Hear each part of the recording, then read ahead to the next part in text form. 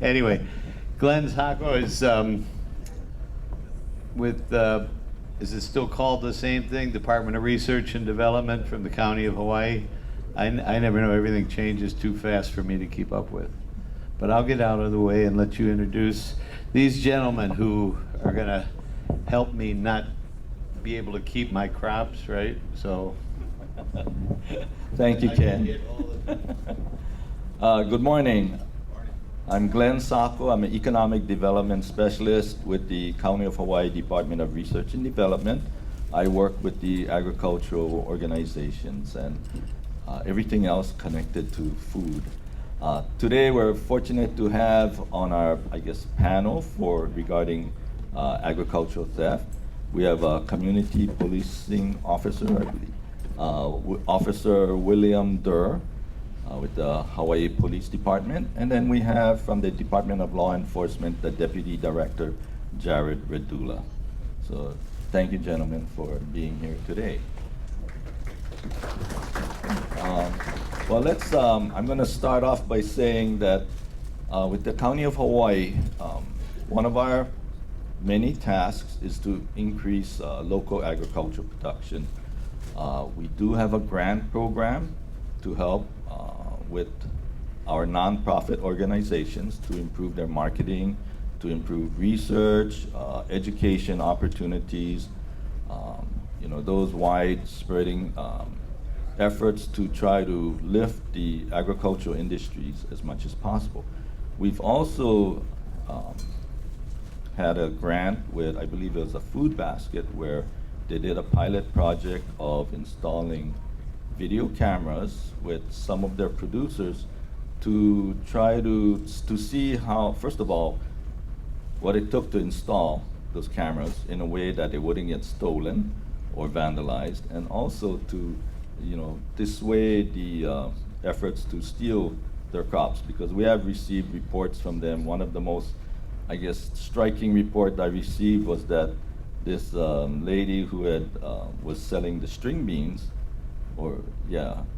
had like 5,000 pounds of that crop stolen, from her field, and actually suspected that it might have been a farmer based on the way the plants were. How they had stolen the beans. It wasn't someone who just ripped up all the plants and took off with it. No, they were in a way nice enough that they harvested the beans and the plants are still there. So she didn't know that it was stolen until she went out there to start picking. So these are some of the things, these stories that we were running into. Now, the unfortunate part when I asked her this question is, did you report this to the police? And she said, no, she didn't. And it's one of the most common problems is that we're not getting the reports because we need to know, unfortunately, how bad the problem is. We hear a lot of stories, but we don't have the statistics to back it up. So that's one of the things I'm going to say today. If you're a victim of trespass or theft, please take the time to report it. And we'll also talk about this self-reporting ag theft form that is found on the Hawaii Police Department's website and also the Department of Research and Development's website, which actually my wife and I had put together to help speed up this process. So with that, I'm going to turn this over I'm going to start with Officer Durr, if you don't mind. Thank you. Thanks, everyone. I'm going to repeat what he said. Is this better? Yeah, okay, good. Otherwise he yells at me to yell at you. Okay. Well, I'm going to repeat what was just said is report, because it didn't happen if it wasn't reported. That's just the simple way to look at it. But we realize that there are issues with reporting it because it's a pain, right? Because you may have to wait 2 hours, 3 hours for a police officer to show up at your farm to report it. And then we may have to come back and back and back if we don't get all the information we need. So that's why we had developed that self-reporting form, and it can be found on the Hawaii Police Department website, also on the county website. And on that form, it was vetted through the prosecutor's office so that everything on that form is what is needed for a successful prosecution.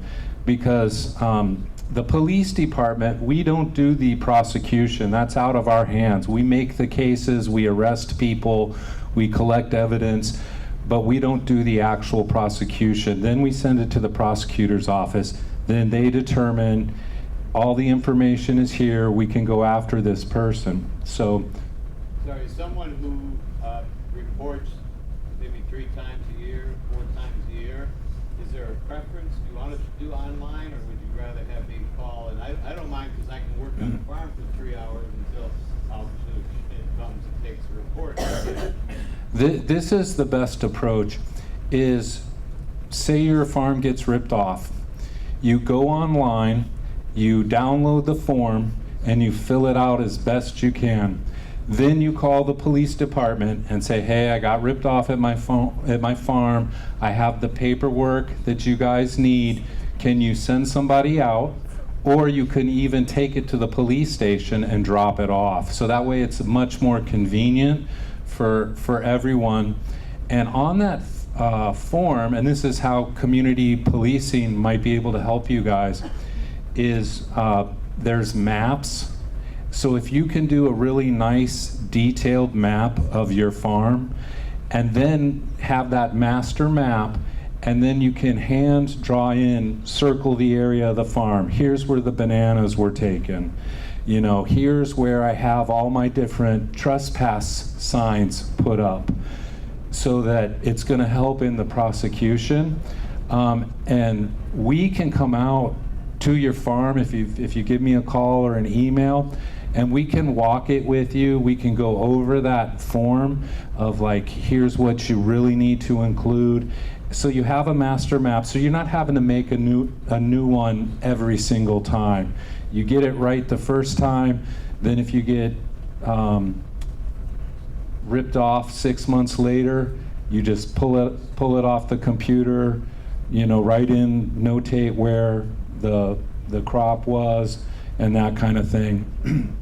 and we're happy.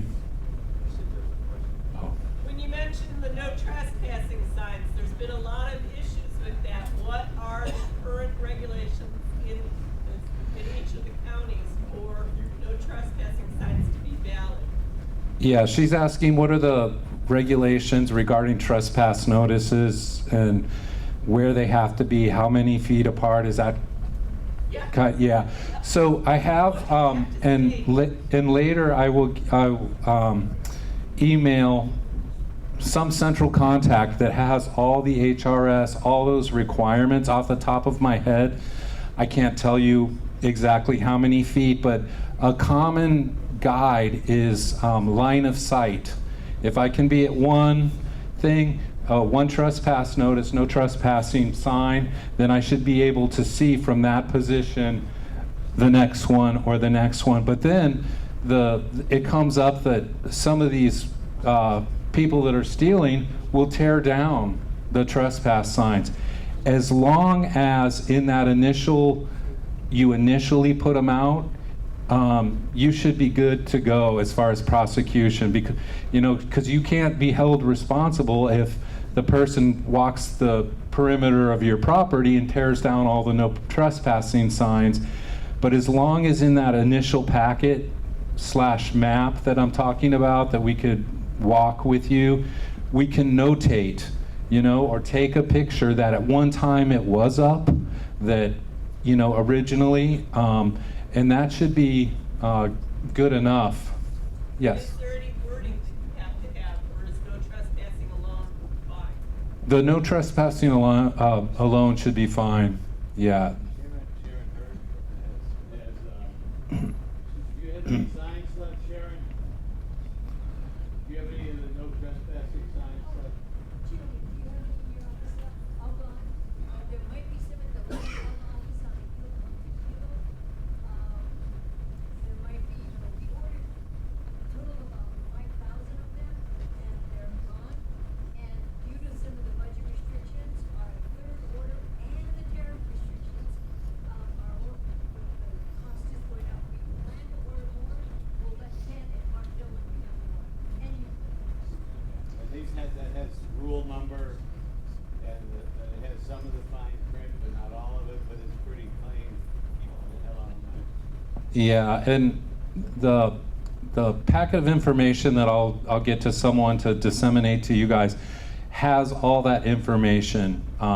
It'll give you the exact footage and everything, but contact my office because we can go out there, visit your farm, schedule a time, walk it and we'll take pictures, or we'll have you guys take pictures, save them on your computer.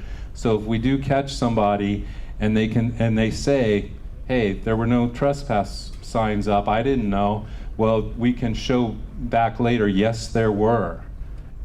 Yes, ma'am. Camera positions. A couple years ago, my neighbor had some during and they had a camera at the gate, and they were told basically they weren't going to prosecute the guy that caught him because it didn't show him picking the fruit. So is that still the case? It's just having the camera at the gate doesn't seem to be enough. Does know what you mean. Yeah, and that is, yeah, she's asking that because there was actually no footage of the person stealing, but of a suspicious vehicle at the gate. Is that what you're saying? They had pictures of him, but they didn't have Okay.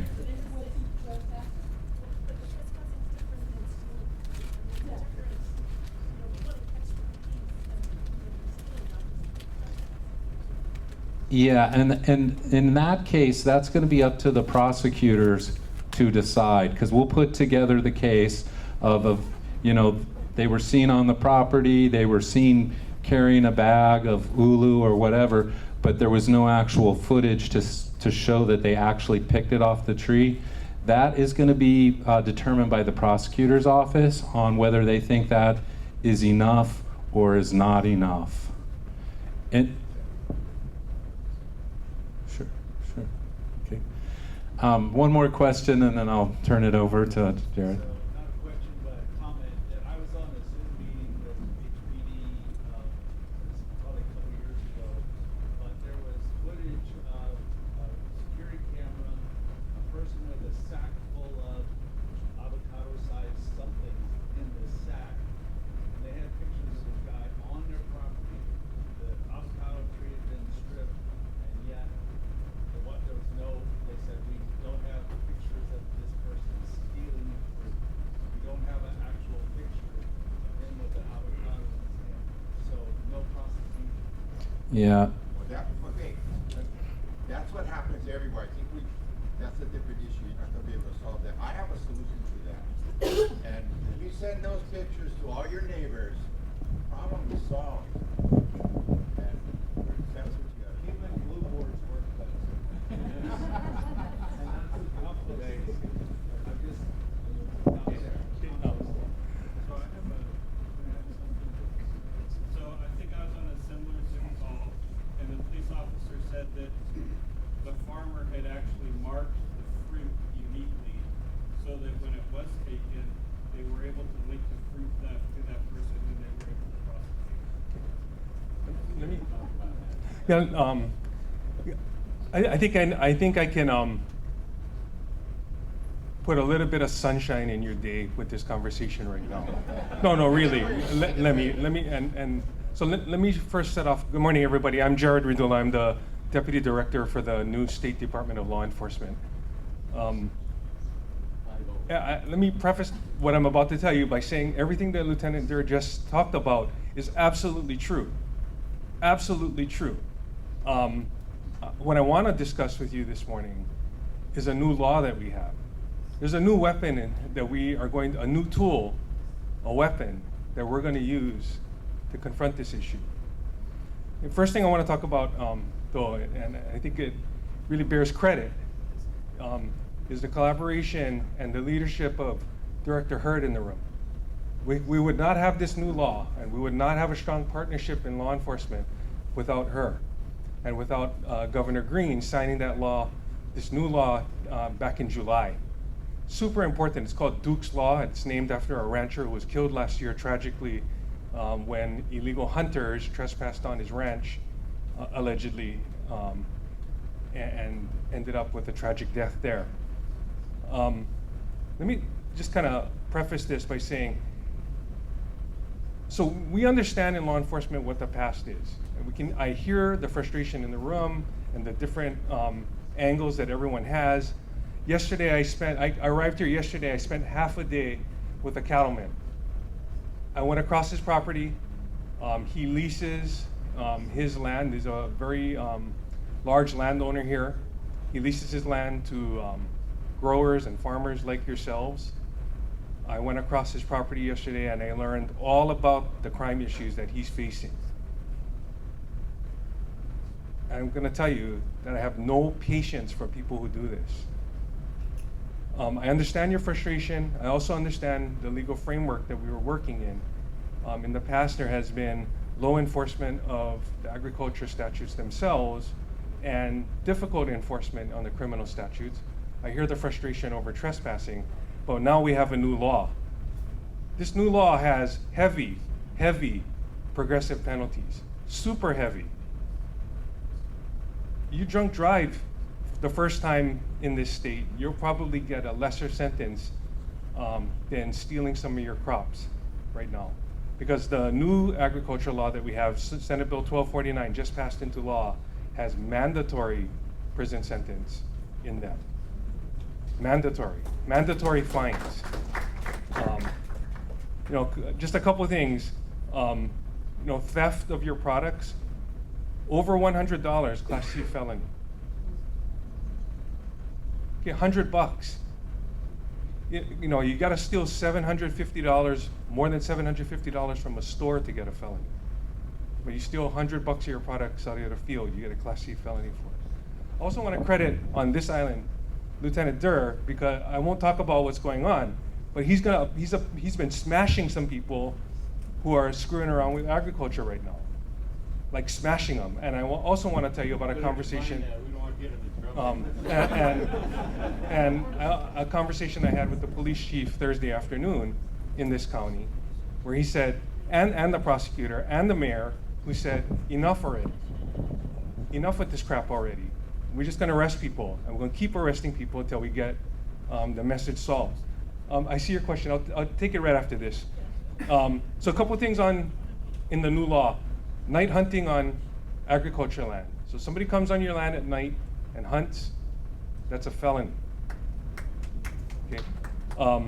If somebody trespasses on your land and has a dangerous weapon when they're found, that's a felony. Okay. Somebody trespasses on your land the first time and gets caught, the new law says that's 3 days in jail, mandatory. The second time they get caught, that's 30 days in jail, mandatory. Okay, now let's deal with the issue of signs. Okay, so 100% true what Lieutenant Durr said about signage and line of sight. The signage helps for prosecution. The new law says, though, recognizing the frustrations and the difficulty it is to enclose and sign your entire large properties, it says all it has to do is look like a field. It can be a fallow field, it can be one that's harvested, it just has to look like a field. Okay? The issue, though, is you have to work closely with the police so that we can explain this to our prosecutor. Okay? So it just has to look like a field. Okay? You don't necessarily need the signs. The signs are absolutely going to help. But it just has to look like a field. Okay? So let me tell you guys, we heard about reporting. We need the data.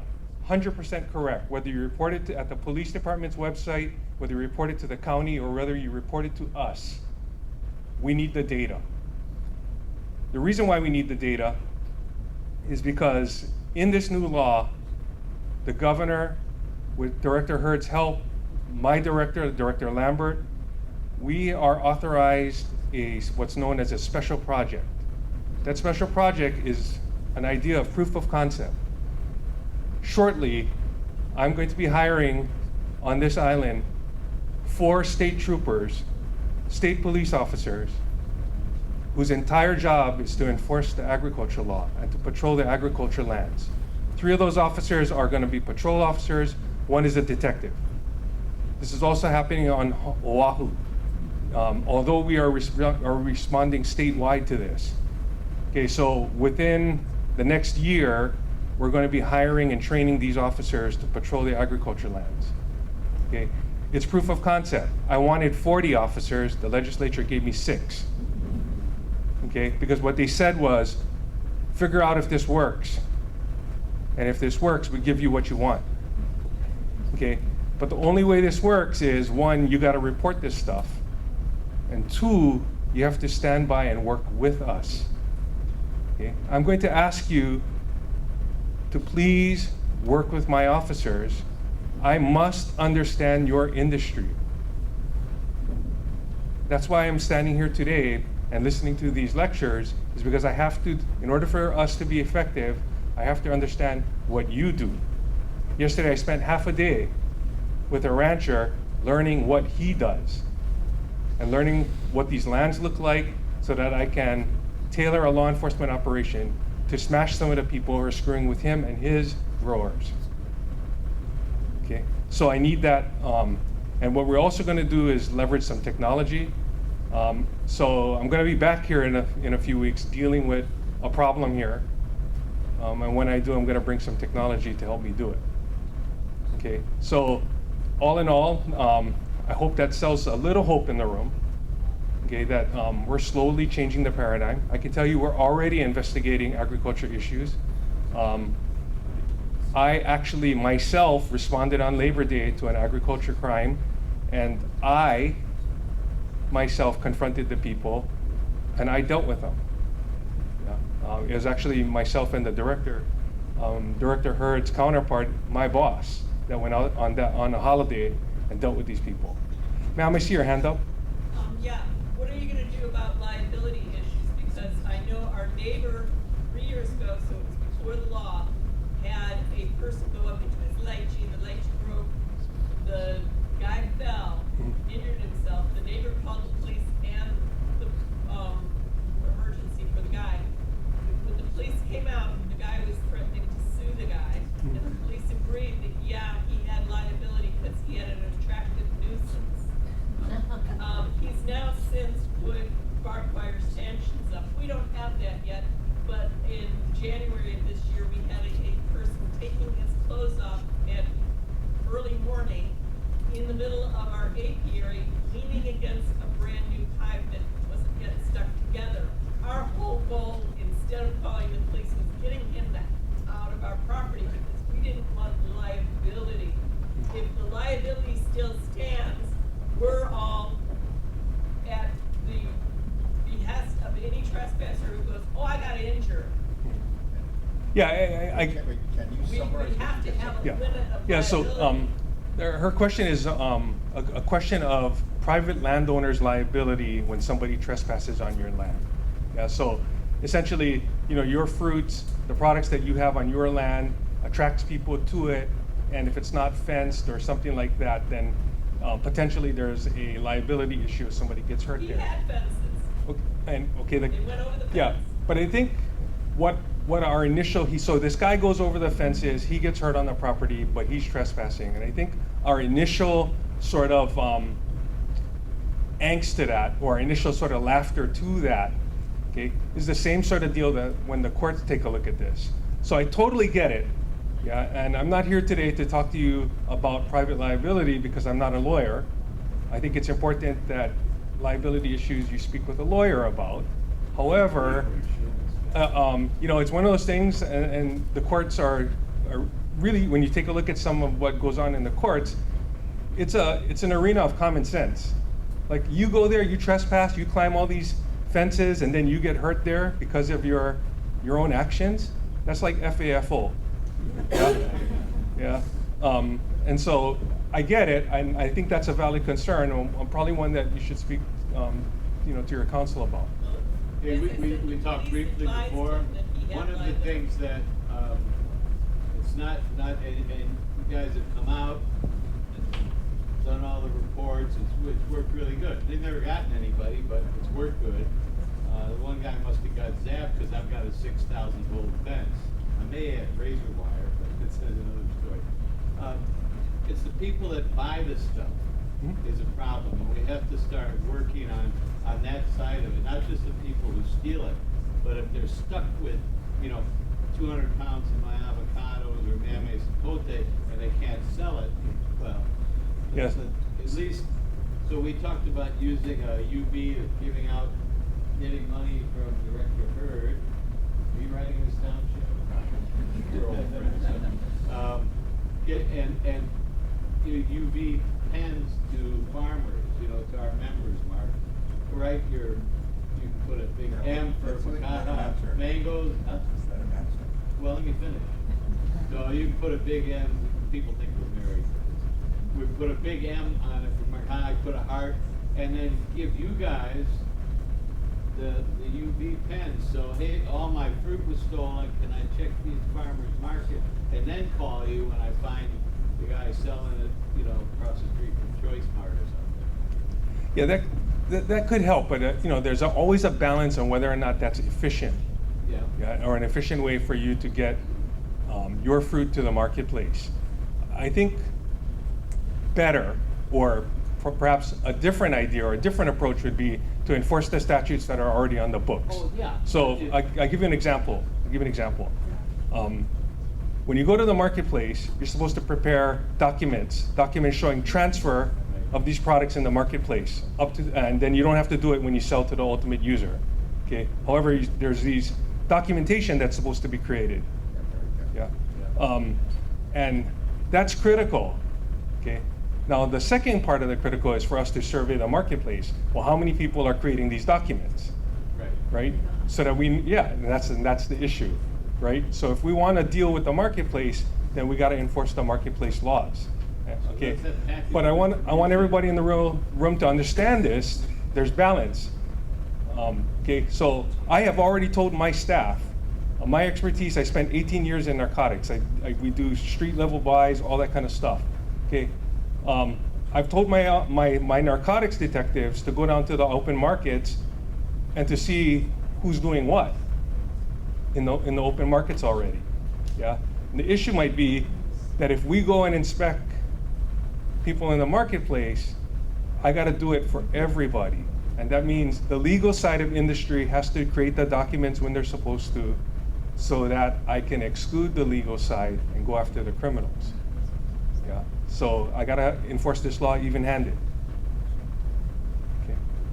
So having this information and continuing to push it, we'll be glad to send it. We have, over 1,000 members, and we'll just give the package to Glenn. Glenn can send it to me. I'll send it to the board, and some of the guys will send it out to each chapter or statewide. People here from every island.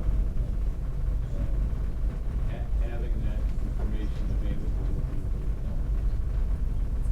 So I work at farmers market, and I really appreciate those guys coming around because it's like working in a mental institution there every day. Honestly, ER is just those narcotic people or some drugs in the back room and popped out, and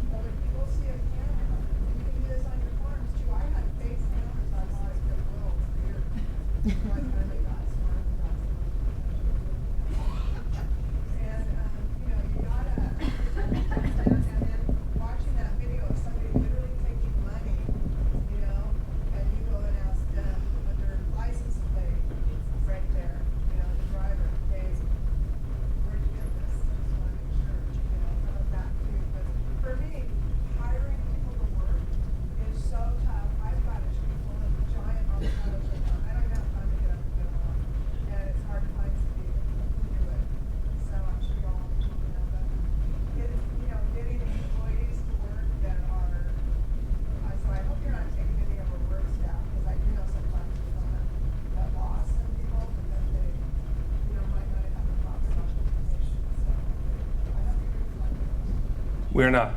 We do not engage in immigration enforcement. Yeah, no. Thank you very much for taking on this path. It's unbelievable job that you have before you. We're addressing crops. What about animals? Yeah, 100%. So we're dealing with livestock theft issues right now. I personally have been on ranches investigating livestock theft in Honolulu. And so equally, it's any part of the agriculture industry. The DLE has been tasked with enforcement, criminal enforcement. Sir. So I've talked a little bit about cameras, but the practice or the use of cameras, I think we're getting better and better at it. What are you finding that's most effective? If we have cameras, if there's a grower, what can we do with cameras? Yeah, it's the same conversation, I think traditionally, which is check out your entrances, that kind of thing. Now, there was an issue brought up where someone said, hey, we took a picture of a person entering, but we didn't actually take a picture of them picking, right, or harvesting. So I'll tell you, you have an incredible prosecutor on this island, incredibly strong prosecutor on this island. So even in my last conversation with him a few days ago, it was as simple as the guy showed up empty-handed and then left with stuff in his hand. Common sense. Right? Yeah, and that's what I mean. Now, that's a real simplified version, and we're not, practicing law here this morning, but even he goes pretty simple. Yeah. So, I'll tell you guys, the paradigm has been flipped on its side. Like nobody has patience for this anymore. Yeah? I will not have another rancher get killed over this. Yeah? And so this is why the prosecutor on this island, the police chief on this island, the police department, like, we don't have patience for this anymore. We recognize it now. Do you know anything about what's happening on Maui? Is there issues on Maui? Yeah, so there's issues in all the counties. The DLE is working with all the county police departments, and we are responding to all of the counties when we get reports of agriculture crime issues. Can I say something really quickly? Just to kind of, this gentleman here, he had mentioned it, and I really encourage it, is you guys as local farmers need to have, for lack of a better word, a neighborhood watch where you guys know all the farms around you, you have each other's emails, so when you get a picture of a suspicious pickup truck that drives by every day and then somebody got ripped off, you can email it to the 4 farms around you and say, hey, look out for this. You know what I mean? Because that's going to be your best protection, because we don't have the luxury of having enough officers to be patrolling your farms, 24/7. We do it when we can, but if you guys communicate amongst yourselves and say, hey, this is what's going on, you can better protect yourselves. And then you can establish someone like myself in the police department of where do I need to send this information? Because not only do you guys share the information, and you may know this person, but I need to get it as well, because then I can talk to my guys, the one that works Hamakua or wherever, and say, do you recognize this truck? Do you recognize this person? They're suspicious, they've been seen around, and then we're informed, and you guys are protecting yourselves. So I just want to encourage that.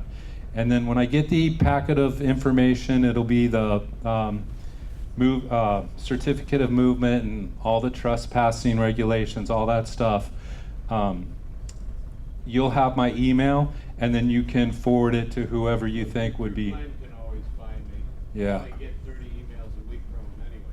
So one thing I think needs to be mentioned is the confrontational issues between potential thieves or suspected thieves and the individual farmers. My wife's chased people out of jackfruit trees that I'd be afraid to go near, but she has them running. It's like, Mhm. and I'm your side, so it's. But a lot of people should, start to get into it with people on their farm, which they could, but there's a potential for, Yeah. No, you're exactly right. And call first. yes, because you guys don't necessarily have the tools or get paid to do what we do as law enforcement. That's our job, is to do the confrontation, right? Your job is just to report it, and get us as much evidence as you can safely so that we can go after these people. But did you have any last comments or? Okay. All right. Yes. Hi, so I don't work in the agriculture industry, but I was wondering from the consumer side, like what can we do as ourselves, like to educate so that like we don't buy from someone who is not informed, or like we don't know who's a bee, we don't know like who's the actual farmer who's growing these things, because right now like we go to the farmer's market and see like, hey, they're selling it, they must be legitimate, so like we just get them. How can we prevent that? You just have to ask a lot of questions when you're buying ulu at the farmer's market or whatever. Just ask a lot of questions, and based on that situation, what you receive, make the best decision you can. That I feel good about it. That this person didn't just go, steal off somebody's property. Oh, their story made sense. Yeah, I can feel like I can trust them. At that level, that's about the best you can do. What would be like a one good question to ask? Do you grow organically? Well, here. Or just ask them what farm they bought it from.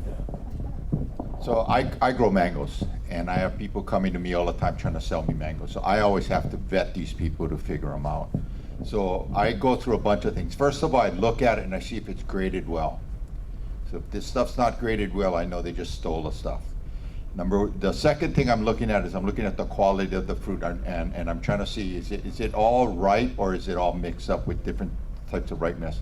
And then I'll ask the question, where's your plant? Where do you grow it? And like the thing about organic question, that's often a question, but it doesn't have to be organic, but they should be able to answer that question. So you're just talking, where does the tree grow? Tell me about how you grow your plants. And the more specific and the cleaner those answers are, the more confidence you're going to have. The more vague they are, the less suspect. I mean, are those of you that are selling at the farmers market, would you agree with that, or would you add to that? A lot of them are just hired by one person and they'll just say one name. That's like So that's sketchy. So, and again, if they just have a laborer doing it, you don't have the quality of the farmer's market experience when that happens. So it's so much, but as a consumer talking to the farmer, isn't that so much better? So you're going to go, and that's kind of what you want to do as a consumer, I would think. I mean, those of you that are going to farmers markets, you would kind of agree with me on that, or you want to add to that? Advice to the consumer is there a question? She's the consumer, so what would you say to a consumer? Well, I can talk to people, I from small farmers, and, and I'm happy to talk to people in your house. Yeah. And I always tell people, like I said, talk about, some people don't want to hear that. So to summarize what she was just saying, the point that was coming up, and I really appreciated your question, because the consumers don't understand what the growers are doing, and you don't know what's happening with there. And this is what's so nice about farmers markets. This is your opportunity to get to know the growers. And if you're not getting that experience that you're meeting with a grower, it's not a grower, and it's probably suspect. I mean, that's basically my point I'm making with you. And the growers love to talk about their fruit. They're so proud of it. So you're talking to a grower. But if they can't give you any detail or no passion coming across, yeah, that's suspect.